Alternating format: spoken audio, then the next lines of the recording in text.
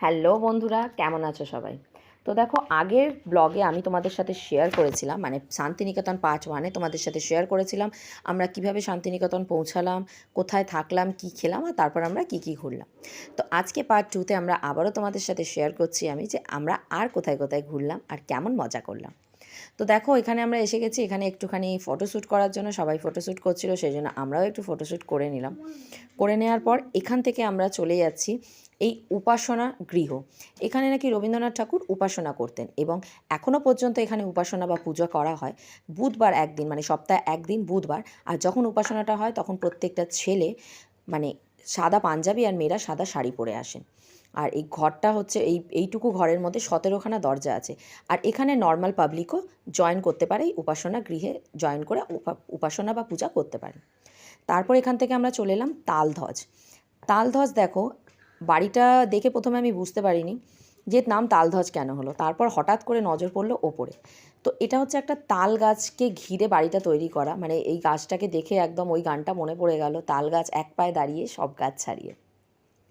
খুব ভালো লাগছিল দেখতে আমার, মানে তাল গাছটা একদম লম্বা উঠে গেছে, তার সেটাকে ঘিরে এই ঘরটা বানানো। ঘরটা কি কাজে লাগে আমি জানি না, তবে কিন্তু আমার ভীষণ ভালো লাগলো এই তালধ্বজ দেখতে। তোমরাও দেখো কেমন তাল গাছটা লম্বা, মাথার ওপর থেকে বেরিয়ে গেছে তাল গাছটা, তার চারিপাশে এইভাবে ঘরটা বানানো, ঠিক কুঁড়ে ঘরের মতো, গ্রামের ঘরের মতো যেমন হয়।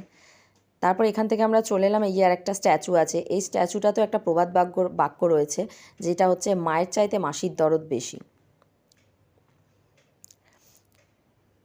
স্ট্যাচুটা যেটা আছে সেটা হচ্ছে, এটা দূর থেকে, অনেকটা দূর থেকে নাকি এটা মানে মাটির কণা ছুঁড়ে ছুঁড়ে ছুঁড়ে ছুঁড়ে এই স্ট্যাচুগুলো বানানো। এখানে হচ্ছে দুই মাসি খেতে যাচ্ছে কাজ করতে, ঠিক আছে, সেখানে পেছন থেকে একটা বাচ্চা ওদের আঁচলটা ধরে বলছে যে মাসি যেও না। তো এটা থেকেই প্রবাদ বাক্যটা যে মায়ের চাইতে মাসির দরদ বেশি।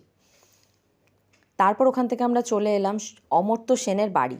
তো দেখো, অমর্ত্য সেনের বাড়ি আমরা বাইরে দিয়ে দেখলাম। এখানে অমর্ত্য সেন নাকি মাঝে মাঝেই আসেন ছুটি কাটাতে। বাড়িটা এখনও পর্যন্ত রয়েছে, তো বেশ পরিষ্কার পরিচ্ছন্ন দেখলাম। উনি মাঝে মাঝে আসেন, কিন্তু বাড়িটা এখনও পরিচর্যা সেরকমভাবে চলে যায় আর কি। তারপর এখান থেকে আমরা চলে এলাম আরেকটা জায়গায়। এখানেও দেখো, এইখানেও স্ট্যাচুটাই বিখ্যাত, যে এই স্ট্যাচুগুলোর কোনো আকৃতি নেই, মানে স্ট্যাচুটা দেখে তুমি বুঝতে পারবে কিসের স্ট্যাচু, কিন্তু এটা অনেকটা দূর থেকে মানে উনি একটা বড় আর্টিস্ট ছিলেন, উনি নাকি দূর থেকে মাটির কণা ছুঁড়ে ছুঁড়ে ছুঁড়ে ছুঁড়ে এই ইয়েটা বানানো, মানে স্ট্যাচুগুলো উনি বানিয়েছিলেন, যতগুলো স্ট্যাচু দেখলে। তারপর এখান থেকে আমরা চলে গেলাম সৃজনী। বর আমাকে বলেছিল নিশ্চয়ই যে সৃজনীটা ঘুরবে, সৃজনীটা খুব ভালো। তো চলো আমরা দেখছি সৃজনী। সৃজনীতে এখানে বড় 30 টাকা করে টিকিট লেগেছে। তো 30 টাকা করে আমরা টিকিট কাটার পরে আমরা চলে গেলাম। স্টুডেন্টদের মেবি ফ্রি আছে, আই কার্ড দেখালে স্টুডেন্টদের ফ্রি। ঢুকতে ঢুকতে এত কার্য, মানে এত কাজ এত সুন্দর দেখে খুব ভালো লাগছিল সত্যি। আমরা মানে কোন জায়গাটা ছেড়ে কোন জায়গায় ফটোশ্যুট করে বুঝতে পারলাম না। তারপর এখানে একটা মঞ্চ বানানো রয়েছে, যেটা থেকে বোঝা গেল এখানে কালচারাল প্রোগ্রাম হয় প্রায় পার ডে। তো পার ডে হয় কিনা সেটা আমি জানার চেষ্টা করলাম, বাট জানতে পারলাম না, মানে যারা ওখানে গিয়েছিলেন তারা হয়তো সবাই জানেন না তাই। তো দেখো, এখানে কিছু ফটোশ্যুট আমরা করলাম, করার পরে আমরা এগিয়ে চলে গেলাম। ভেতর দিকে যাওয়ার পর এখানে একটা বাউল গান দেখতে পেলাম, গ্রাম ছাড়া ওই রাঙা মাটির পথ। এই গানটা উনি গাইছিলেন, খুব ভালো লাগলো। ওনার কাছ থেকে এটাও জানা গেল যে উনি বললেন যদি কোনো রকম প্রোগ্রামে দরকার হয় তাহলে ওনার সাথে যোগাযোগ করলে উনি প্রোগ্রামে গিয়ে বাউল গান করে আসবেন। তো গানটা শুনছিলাম অনেকক্ষণ ধরে, শুধু আমি না, অনেক ভিড় হয়েছিল গানটা শোনার জন্য। তো এখনও পর্যন্ত তোমাদের সাথে আমি যেটা শেয়ার করলাম, যে যা যা আমরা দেখেছি, এরপরেও আমরা আরও অনেক কিছু দেখব, সেটাও তোমাদের সাথে আমি শেয়ার করব।